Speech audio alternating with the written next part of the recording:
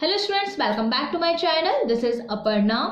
Students, जो भी students अभी बीएड कर रहे हैं, इस कोविड की सिचुएशंस में कॉलेजेस वगैरह अच्छे से लग नहीं रही हैं, सबकी ऑनलाइन स्टडी हो रही है, ऑनलाइन क्लासेस लग रही हैं। तो बहुत से स्टूडेंट्स ऐसे हैं जिनको इस बात में कन्फ्यूजन होता है कि जो बीएड थर्ड सेमेस्टर होते हैं उसमें कितनी फाइलें बनती हैं, कौन कौन सी फाइल ज़्यादा इंपॉर्टेंट होती हैं, कौन सी फाइल कॉलेज में सबमिट होती है, कौन सी फाइल हमें एग्ज़ाम में ले जानी होती हैं, और टोटल जो मटेरियल हमें बीएड थर्ड सेमेस्टर के लिए हमें जो चाहिए, हमें कौन कौन सी चीज़ों की ज़्यादा ज़रूरत है। तो आज का जो वीडियो है वो इसी टॉपिक पे बेस्ड है कि हमें, अगर हम बीएड थर्ड सेमेस्टर में हैं तो हमें किन किन बातों का ध्यान रखना है, कौन कौन सी फाइलें बनानी है, कौन सी फाइल हमें एग्जाम पर्पज से बनानी है और कौन सी फाइल हमें हमारी कॉलेज में सबमिट होगी। ये सारी चीज़ों को लेकर आज हम अपना ये जो सेक्शन है उसे कंप्लीट करेंगे। आई होप कि ये वीडियो आप लोगों के लिए हेल्पफुल रहेगी। जो बच्चे जो लॉन्ग डिस्टेंस स्टडी कर रहे हैं या फिर जिनकी क्लासेस रेगुलर नहीं लग रही हैं, ऑनलाइन क्लासेस हो रही हैं, उनके लिए ये वीडियो बहुत ही ज़्यादा हेल्पफुल होने वाली है। आप लोग वीडियो को पूरा देखिएगा, वीडियो को स्किप नहीं करना, वरना कहीं कुछ ऐसे पॉइंट्स हैं जो आपके छूट सकते हैं। तो चलिए वीडियो में हम आगे बढ़ते हैं। सबसे पहले हम बात करते हैं कि बीएड में हमें कितनी फाइलों की ज़रूरत होती है। देखिए, बीएड का सबसे मेन जो पॉइंट होता है, मतलब जो सबसे मेन सेक्शन होता है वो थर्ड सेमेस्टर का होता है, क्योंकि इस थर्ड सेमेस्टर में आप फाइल बनाते हैं, इसी थर्ड सेमेस्टर में आप ट्रेनिंग लेते हैं, प्रेजेंटेशंस देते हैं। आपकी जो टीचिंग स्किल्स होती है वो पूरी थर्ड सेमेस्टर में आपको एक तरह से बोल सकते हैं कि तराशा जाता है। मतलब एक टीचर को, बीएड एक ट्रेनिंग सब्जेक्ट होता है, ये कोई थ्योरेटिकल स्टडी नहीं है, ये ट्रेनिंग तरह से होता है। तो लेकिन जिस तरह से हमारे देश में कोविड की सिचुएशंस है, सारी क्लासेस ऑनलाइन लग रही है, ऑलराइट, लेकिन उसके बावजूद भी हमें प्रिपेयर करना है, ठीक है, हमें अपने एग्जाम्स के लिए प्रिपेयर करना है, हमें अपने आगे की स्टडी के लिए प्रिपेयर करना है। तो हम बात करते हैं हमें कितनी फाइल्स बनानी है। तो कम से कम जो बीएड के थर्ड सेमेस्टर में आपके 8 से 9 फाइल बनती हैं।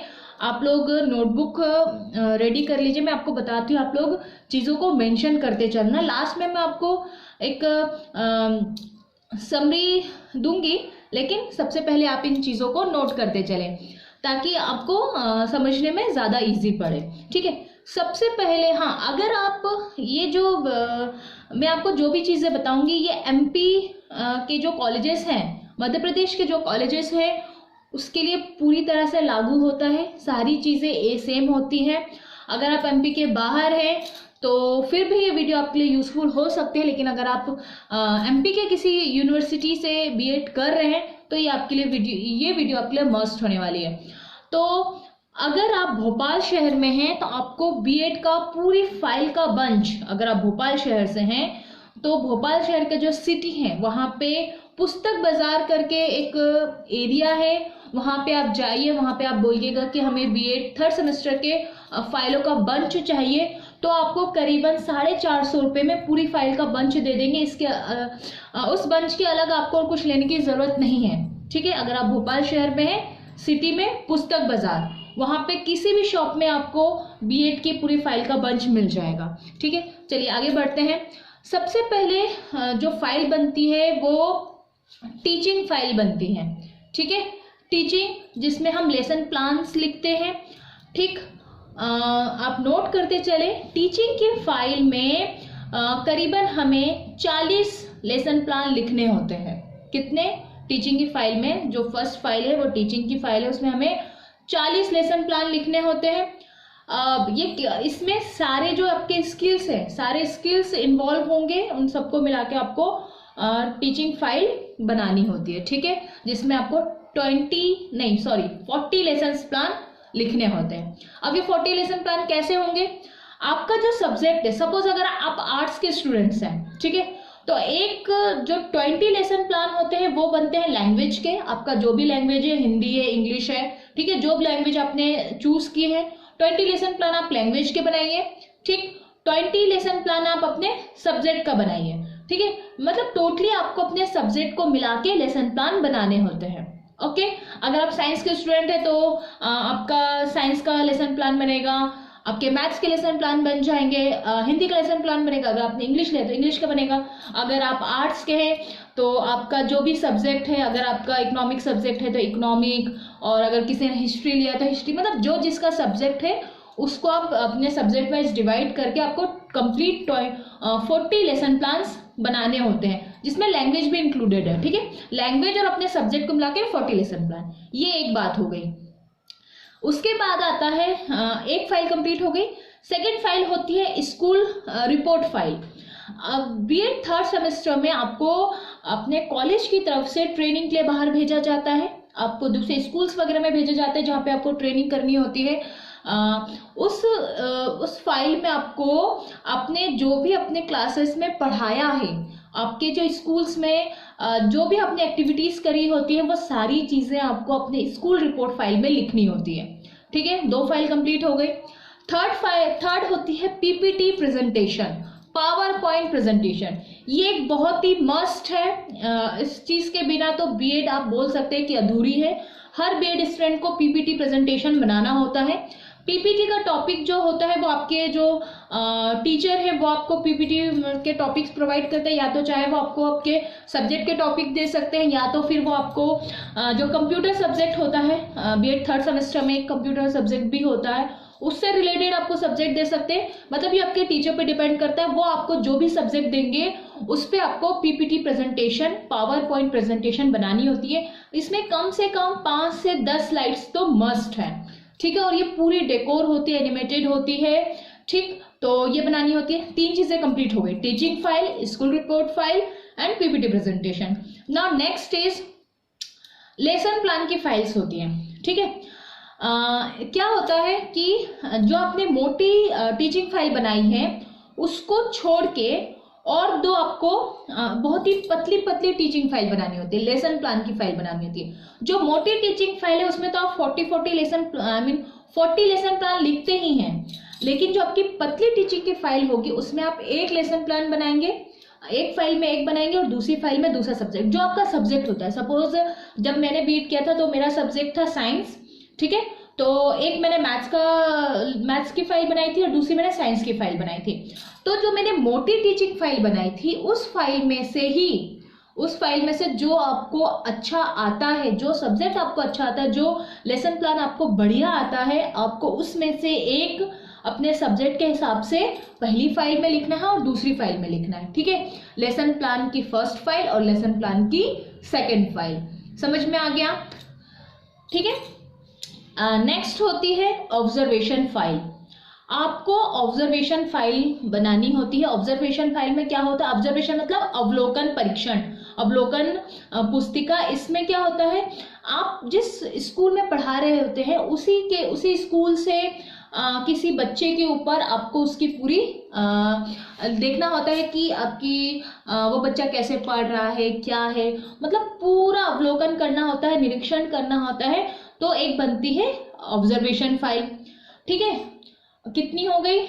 Teaching file, school report file, PPT presentation, lesson plan 1 की फाइल, लेसन प्लान 2 की फाइल। ठीक है, नेक्स्ट होती है केस स्टडी फाइल। इस केस स्टडी फाइल में क्या होता है, ये भी बहुत ही मस्ट फाइल, मतलब इंपॉर्टेंट है इस फाइल को बनाना बीएड में। इसमें क्या होता है कि सपोज कर लो कि आप जिस स्कूल में पढ़ा रहे हैं वहां पे एक बच्चा है जो हैंडीकैप है। ठीक है, या तो फिर डम है, मतलब कोई स्पेशल चाइल्ड है। सपोज आपको उस स्पेशल चाइल्ड के ऊपर स्टडी करनी होती है। अब जरूरी नहीं कि स्पेशल चाइल्ड हैंडीकैप ही हो, बहुत से ऐसे स्पेशल चाइल्ड होते हैं जो एक्स्ट्रा ऑर्डिनरी होते हैं। ठीक है, कुछ बच्चे बहुत ही ज्यादा डम होते हैं।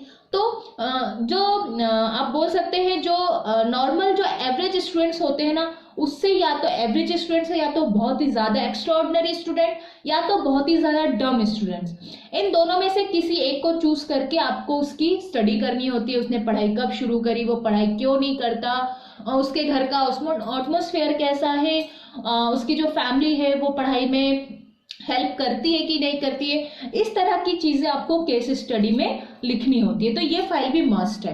ठीक है, इतनी सारी के बाद जो हमारा नेक्स्ट होता है वो है साइकोलॉजी फाइल। बीएड में साइकोलॉजी सब्जेक्ट बहुत ही ज़्यादा इंपॉर्टेंट होती है। इस सब्जेक्ट में हमें समझाया जाता है कि हम अपने जो स्टूडेंट होते हैं, एक टीचर स्टूडेंट्स की साइकोलॉजी को किस तरह से समझ सकता है। ठीक है, अगर स्टूडेंट्स नहीं पढ़ाई कर रहा है तो उसके पीछे कारण क्या है, अगर स्टूडेंट्स आंसर नहीं कर रहा है तो उसके पीछे क्या रीज़न है। तो बच्चे की साइकोलॉजी को समझने की जो तरीका है वो हमें बीएड थर्ड सेमेस्टर में ही समझाया जाता है, हमें पढ़ाया जाता है। ठीक है, तो साइकोलॉजी की एक फाइल बनती है जिसमें आपको करीबन 6 या 7 साइकोलॉजी के प्रैक्टिकल्स होते हैं, टेस्ट होते हैं, जिसके मैनुअल आपको आपके टीचर्स ही देंगे।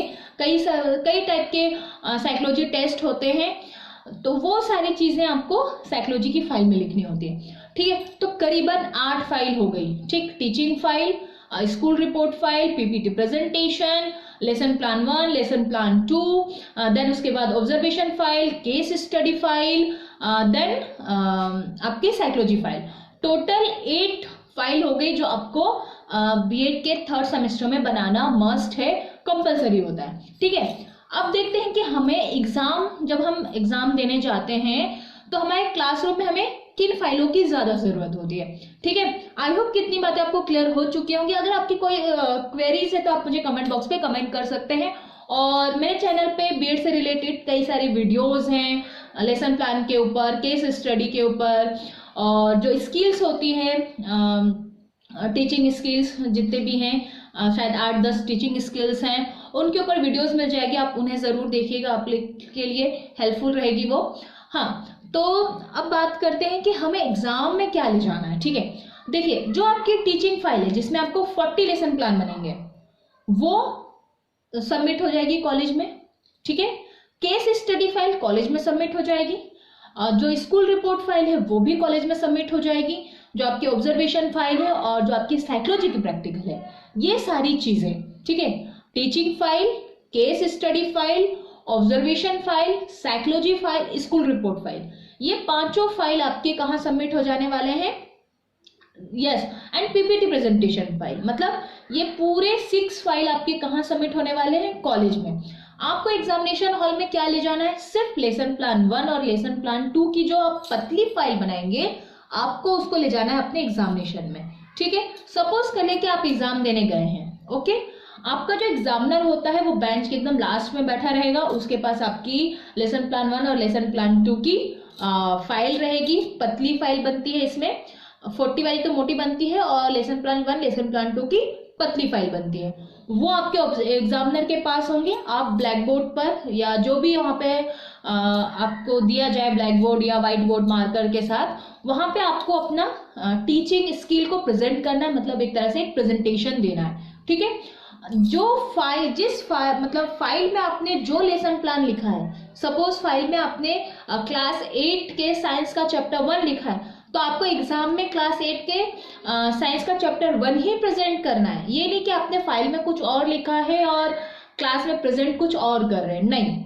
जो अपने पतली फाइल में लेसन प्लान लिखा है, आपको उसी को अच्छे से रेडी करना है और वही चीजें आपको एग्जामिनर के सामने परफॉर्म करनी है।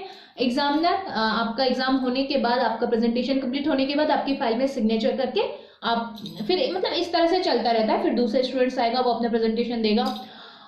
एग्जाम में मस्ट होता है कि आप अपनी चीजें ले जाएं। ठीक है, अपने TLM मतलब कि टीचिंग लर्निंग जो मटेरियल्स होते हैं, आप उनका ध्यान रखें, अपने साथ ले जाएं। अगर आपको वहाँ पे बोर्ड प्रोवाइड नहीं किया जाए तो अपना जो रोलर बोर्ड होता है, अपने साथ रोलर बोर्ड ले जाएं, चौक ले जाएं, डस्टर, मार्कर, हर चीज़ें आपको ले जानी है। As a student, as a teaching students, आपको इन चीज़ों का ध्यान रखना है और अपने साथ लेकर जाना है। क्या पता अगर आप वहाँ पे अवेलेबल नहीं हो तो आप जो अपना प्रेजेंटेशन है वो अच्छे से नहीं दे सकते। तो ध्यान रखिए कि आपको आपके पास एक रोलर बोर्ड होना चाहिए। अगर आपके कॉलेज में ठीक तरह से बोर्ड नहीं है, व्हाइट बोर्ड या ब्लैक बोर्ड नहीं है, तो आपके पास रोलर बोर्ड होना चाहिए। आपके पास मार्कर, डस्टर, चौक, ये सारी चीज़ें होनी चाहिए। ठीक, और इस बात का आप ध्यान रखें कि जब भी आप कोई प्रेजेंटेशन दे रहे हैं तो जो आप ब्लैक बोर्ड पे लिखते हैं, ठीक, आपको अगर आपको लिखने में कंफ्यूजन है तो आप उन चीज़ों को ब्लैक बोर्ड पे मत लिखें, क्योंकि वहाँ पे क्या होता है कि जो टीचर्स होते हैं वो तुरंत की तुरंत या तो डांट देते हैं या तो फिर मार्क्स कट जाते हैं। ठीक है, तो इन चीज़ों का ध्यान रखें कि आप जो लिख रहे हैं वो सही तरीके से लिखें, एकदम सीधी, मतलब लिखने का भी एक तरीका होता है, एकदम सीधी लाइन पे लिखना है आपको, ऊपर नीचे नहीं होने चाहिए आपके वर्ड्स, ठीक है। तो इन बातों का ध्यान रखें। और अगर सपोज अगर आप रोलर बोर्ड अपने साथ ले जा रहे हैं तो कम से कम ये तैयारी करके जाइए। सपोज अगर आप साइंस के स्टूडेंट हैं तो आपके रोलर बोर्ड में कोई डायग्राम बना होना चाहिए। आप जो लिखो, आप जिस चीज़ के ऊपर प्रेजेंटेशन देने वाले हैं उसका ऊपर हेडिंग लिखी होनी चाहिए, डायग्राम बना होना चाहिए, उसके बारे में ब्रीफ इंट्रोडक्शन होना चाहिए। मतलब एकदम आपको जाके सिर्फ खाली रोलर बोर्ड नहीं टांग देना है, पहले से प्रिपेयर करके जाइए, अपने बोर्ड पर कुछ ना कुछ लिखे, टॉपिक लिखे, डायग्राम बनाइए, ब्रीफ इंट्रोडक्शन दिए। इससे क्या होता है, एक पॉजिटिव इम्पैक्ट पड़ता है एग्जामिनर के ऊपर, ठीक है। इन चीज़ों का ध्यान रखें। और हाँ, ध्यान रखें कि आपको डस्टर से मिटाना कैसे है। मिटाने का भी एक तरीका होता है, ये नहीं कि डस्ट मतलब इस तरह, ऐसा नहीं मिटाना है कि आपको पूरा डस्ट क्लास में उड़ रही है, नहीं, एकदम सलीके से मिटाना है, सलीके से लाइन टू लाइन लिखना है। इन चीज़ों का आपको बीएड के प्रैक्टिकल एग्जाम में ध्यान रखना है। आई होप कि ये वीडियो आप लोगों के लिए हेल्पफुल रही होगी, और इससे रिलेटेड अगर आपकी कोई क्वेरीज है तो आप मुझे प्लीज़ कमेंट बॉक्स पे कमेंट करिएगा। And thank you so much.